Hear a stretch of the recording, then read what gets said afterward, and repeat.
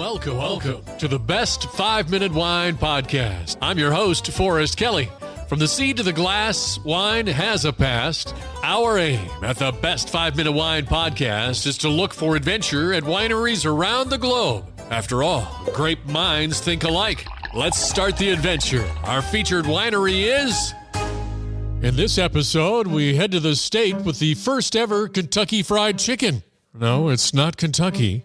It's the only state where every county contains some part of a national forest. It's the second driest state in the United States, almost 300 sunshiny days a year, and its residents are the most charitable people in the country. They rank first in volunteer rates. My name is Doug McCombs. I am the owner and winemaker for IG Winery in Cedar City, Utah. I'm also winemaker and operations manager for Chanella Winery and Chanella Vineyards. IG Winery is located in Cedar City, Utah, which is in southern Utah. It's about 175 miles north of Las Vegas and 250 miles south of Salt Lake City. So mentally, now that we have a picture of where you're located, can you tell us a little bit about Doug? Where did Doug grow up? I grew up initially in Minneapolis, moved to Las Vegas in 1985, and I got involved in the hotel business as an HR guy, kind of an entry-level HR job, and then worked my way up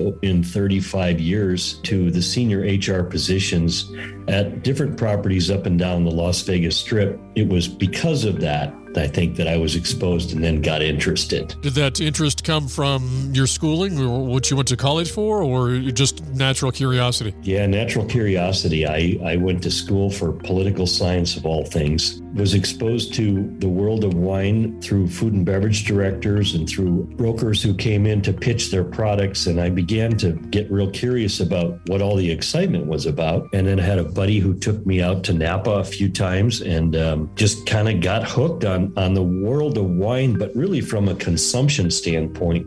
So you're a political science major living in Las Vegas, working in the hospitality field, and you've got a friend that takes you to all the wineries in Napa. Then you get the idea to maybe delve deeper into this wine industry thing?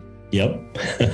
Once I got the bug and decided I wanted to open a winery, I planted a little vineyard in my yard in Las Vegas, and I built a winery in the backyard that I could make lots and lots of bad wine and figure out what I was doing wrong. So eventually then worked with some real wineries up in Washington State, kind of decided I was going to do it myself.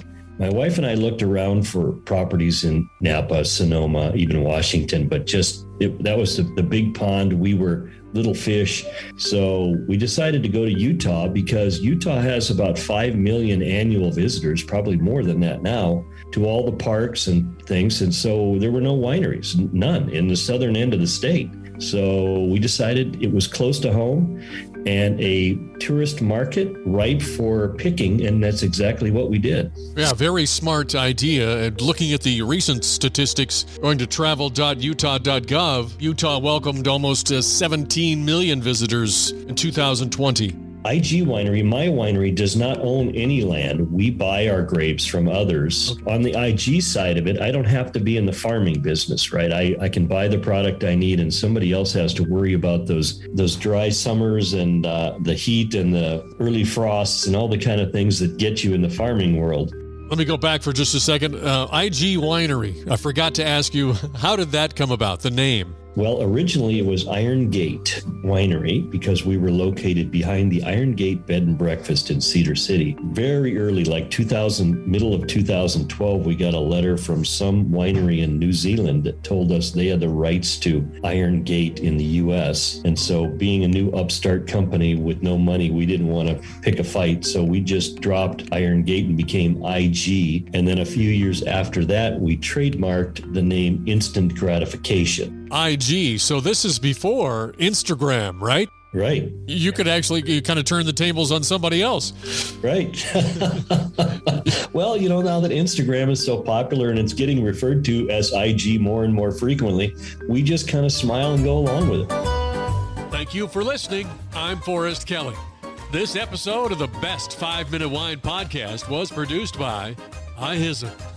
If you like the show, please tell your friends and pets and subscribe. Until next time, pour the wine and ponder your next adventure.